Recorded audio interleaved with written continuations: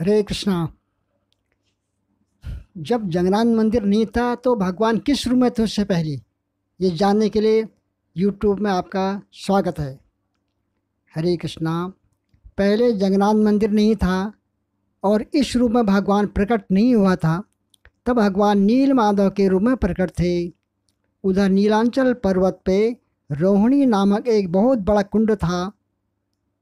जो भी उस कुंड में नहाते थे वे चतुर्भुज रूप धारण कर सीधे बैकुंठ चले जाते थे। रोहिणी कुंड के किनारे पर एक अक्षय वट था और एक सिंहासन था। उसमें साक्षात लक्ष्मी नारायण विराजमान थे। तो शास्त्रों में ऐसा वर्णन आता है कि ब्रह्मा के रात्रि में सारे ब्रह्मांड और जीव आत्मा नष्ट होते हैं। फिर ब्रह्मा जी सुबह उठते हैं, फिर सृष्टि का निर्माण करते हैं। ऐसे कई बार सुबह होती है, शाम होती है, सुबह होती है, शाम होती है। तो ब्रह्मा जी उतनी बार सृष्टि रचना करते हैं, जीव आत्मा को लाते हैं। तो ब्रह्मा जी ने सोचा कि इस भौतिक जगत की सृष्टि मैं जो कर रहा हूँ इसमें जीव आत्मा तो उनको दुख ही दुख मिलता है। तो ब्रह्मा के मन में ये सृष्टि करने में शंका आ गया कि मैं ऐसे स्थान की सृष्टि करूं जहां दुख ही दुख है। ब्रह्मा के मन में कुछ दया भाव आ गया। तो ब्रह्मा जी ने बैकुंठ में भगवान से प्रार्थना किया, हे भगवान कुछ ऐसा कीजिए कि जीव का उद्धार करके इस भावबंधन से छुटकारा पा सकें। इस तपस्या से भगवान प्रसन्न होकर उनको बताया कि तुम त्रिलोक धरती पर दक्षिण सागर के तीर में नील पर्वत के ऊपर जाओ, वहाँ तपस्या करो। मेरा एक प्रसिद्ध धाम है नीलांचल, श्री क्षेत्र धाम, पुरी धाम, पुरुषोत्तम धाम। धाम मेरे को इतना प्रिय है कि मेरे नाम पुरुषोत्तम है और मेरे धाम का नाम भी पुरुषोत्तम रखा है। तुम वहाँ तपस्या करो, मैं आपको वहाँ दर्शन दूंगा और सब जीव आत्माओं का उद्धार करूंगा। सब बैकुंठ वापस चले जाएंगे। ये भगवान की वाणी जब समस्त ब्रह्मांड में फैली तो सब देवी देवता जितने भी ब्रह्मांड में सब लोग खुश हो गए कि हमें अब कुछ नहीं करना पड़ेगा, केवल भगवान के दर्शन करो, सीधे चतुर्भुज रूप में बैकुंठ चले आओ और कर्म बंधन से छुटकारा भी मिलेगा। सब लोग खुश हो गए, लेकिन एक आदमी खुश नहीं हुआ, वो था यमराज।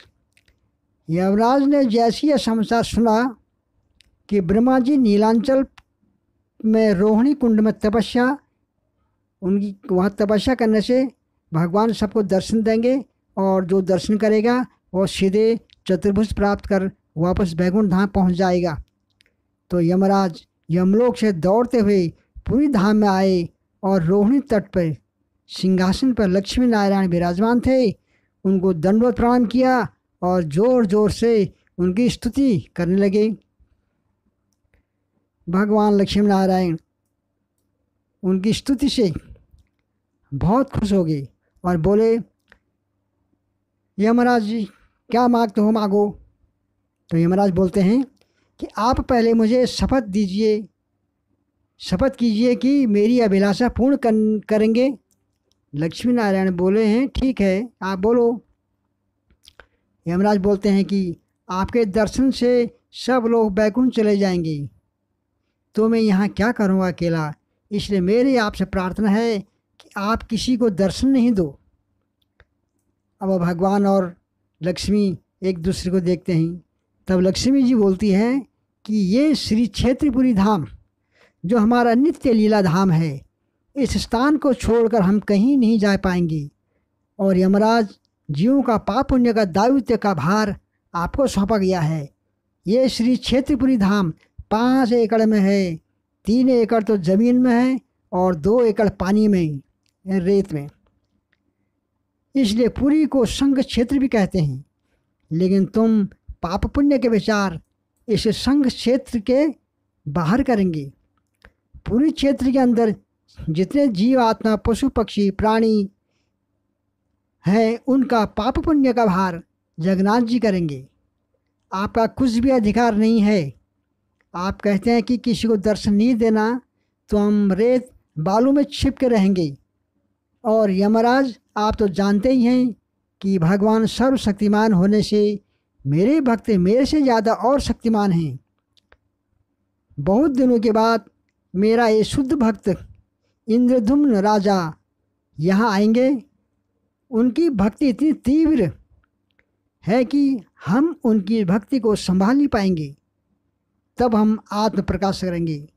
और ब्रह्मा जी को बोले कि तब तक हम दारू ब्रह्म के रूप में यहाँ रहेंगे, हमें कोई देख नहीं पाएगा। ये लीला जगन्नाथ के प्रकट होने से बहुत पहले की है। जगन्नाथ जी महिमा तथा करुणा इस कलयुग में ज़्यादा दिखाया है। हमारे हिंदुओं में 4 धाम महत्वपूर्ण हैं। उत्तर दिशा में बद्रीनाथ, पश्चिम दिशा में द्वारिकानाथ, दक्षिण दिशा में रामनाथ और पूर्व दिशा में जगन्नाथ। 4 दिशा में 4 नाथ, तो 4 युग में भगवान की लीला होती है। जगन्नाथ ही कलयुग का अवतार होता है। बोलो जगन्नाथ बलदेव सुभद्रा महारानी की जय।